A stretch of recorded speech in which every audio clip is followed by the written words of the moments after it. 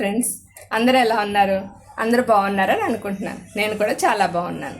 ఇప్పుడు మనం హెల్దీ వేలో ఆయిల్ లెస్గా జొన్న దోశలు ఎలా వేసుకోవాలో వేసి చూపిస్తాను మీకు. ఇప్పుడు ఈ పిండి జొన్న పిండి, దీన్ని నేను నైట్ రుబ్బుకుని పెట్టుకున్నాను. దీన్ని ఎలా రుబ్బానంటే 1 కప్పు మినపగుండ్లు, అలాగే 2 కప్పుల తెల్ల జొన్నలు, 1/2 కప్పు సగ్గుబియ్యం, అలాగే 1/2 కప్పు రేషన్ బియ్యం, 1 టేబుల్ స్పూను మెంతులు వాడి ఒక 8 గంటలు వీటిల్ని నానబెట్టుకున్నాను. అంటే జొన్నలు విడిగా, అలాగే బియ్యం విడిగా, మినపగుళ్ళు విడిగా, దేనికది నేను నానబెట్టుకుని 8 గంటలు సోక్ అయిన తర్వాత వీటిని ఒకసారి వాష్ చేసి అప్పుడు మనం రుబ్బుకోవాలి. ఎందుకంటే పిల్లలు అసలు బాగాలేదు అని అంటున్నారు, జొన్న దోశలు ఎలా తింటున్నారు మీరు అని అంటున్నారు. కానీ మా పిల్లలైతే అట్లా అనరు, ఎందుకంటే నేను రుబ్బే విధానం ఈ విధంగా రుబ్బుతాను. సోక్ అయిన తర్వాత ఆ వాటర్ కొంచెం జొన్నల వాటర్ స్మెల్ వస్తుంది. సో అప్పుడు మనం అది ఏంటంటే ఒక్కొక్కసారి వాష్ చేసేస్తే మంచిగా అది అంతా పోతుంది, ఆ వాసన అనేది. తర్వాత మనం మంచిగా రుబ్బుకుని మిక్సీ అయినా యూజ్ చేయొచ్చు, గ్రైండర్ అయినా యూజ్ చేయొచ్చు. సో రుబ్బుకున్న తర్వాత మళ్ళీ నైట్ రుబ్బుకుని మార్నింగ్ దోశలు మనం పోసుకోవచ్చు. దానివల్ల మనకి అలా ఫెర్మెంటేషన్ అవ్వడం వల్ల దీంట్లో మన బాడీకి కావాల్సిన B12 అనేది కంప్లీట్గా ఫామ్ అవుతుంది. అప్పుడు మనకి B12 ఉండడం వల్ల విటమిన్ D కూడా మనకు ప్రొడ్యూస్ అయింది. మన ఎముకలు పటిష్టానికి జొన్నలు బాగా. ఇప్పుడు మనం జొన్న దోశలు ఏ విధంగా వేసుకోవాలో మీకు వేసి చూపిస్తాను. ఇది Prestige ceramic non stick dosa tawa. దీన్ని వాడి నేను ఈరోజు జొన్న దోశలు వేస్తున్నాను. స్టవ్ వెలిగిద్దాం. ఎప్పుడు గిన్నె పెట్టిన తర్వాత స్టవ్ వెలిగిస్తే మనకి గ్యాస్ ఉంటుందన్నమాట. ఒక టిష్యూ పేపర్ కానీ క్లాత్ కానీ మంచిది, వైట్ది కాటన్ క్లాత్ కానీ తీసుకోవచ్చు మనం దోశ ప్యాన్ క్లీన్ చేసుకోవడానికి. ఎప్పుడైనా నాన్ స్టిక్ది, అలా కాకుండా స్టీల్ గరిటెలు అవి వాడి చేసినట్లయితే దీంట్లో ఉన్న నాన్ స్టిక్ కోటింగ్ మన ఫుడ్లోకి వచ్చి మనకి ఎఫెక్ట్ అవుతుంది అన్నమాట. అందువల్లే నాన్ స్టిక్ పాత్రలు వాడకూడదని అంటారు తప్పించి, మనం హెల్దీ వేలో నాన్ స్టిక్ వాడడం వల్ల మన బాడీకి ఏ విధమైన హాని రాదు.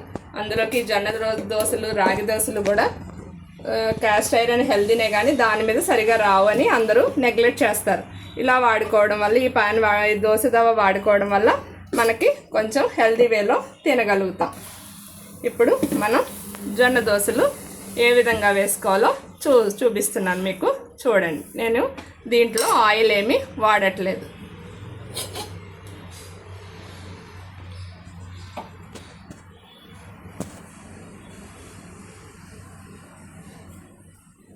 ఎప్పుడైనా నాన్ స్టిక్ ప్యాన్ని ఎక్కువ హీట్ చేసేయకూడదు, మినిమం హీట్లో ఉన్నప్పుడు వేసుకోవాలి. ఒకవేళ ఎక్కువ హీట్ అయితే కనుక దాన్ని ఒకసారి ఆపేసి, స్టవ్ ఆపేసి మళ్ళా వేసుకోవచ్చు.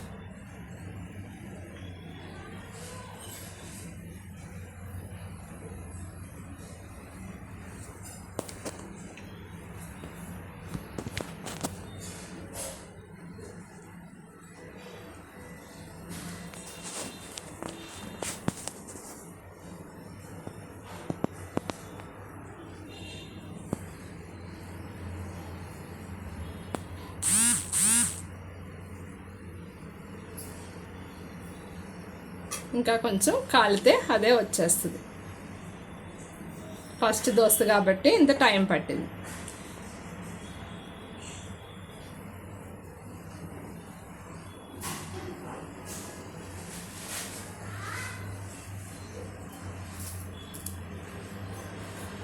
ఇప్పుడు చూడండి ఎంత పేపర్ లాంటి దోశ మన చేతిలో ఉందో, ఏమీ ఆయిల్ వేయకుండానే. పిల్లలు కూడా హ్యాపీగా ఇంట్లో ఫుడ్ పెట్టుకోవచ్చు ఈ విధంగా మనం వాడడం వల్ల.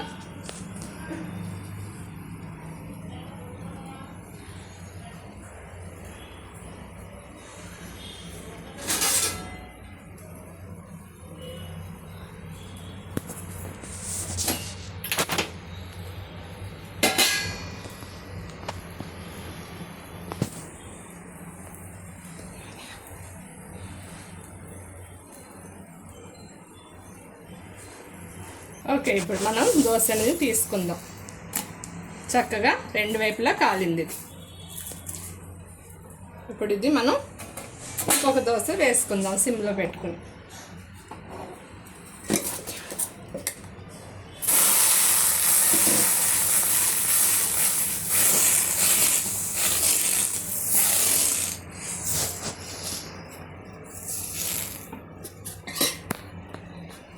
ఫ్లేమ్ కొంచెం పెంచుకుందాం.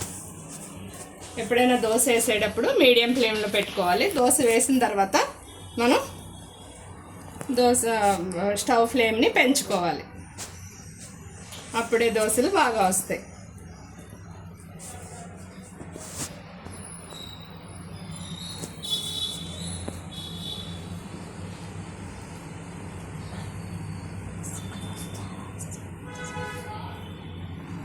ఇప్పుడు దోశ తిరగేద్దాం. చక్కగా కాలింది.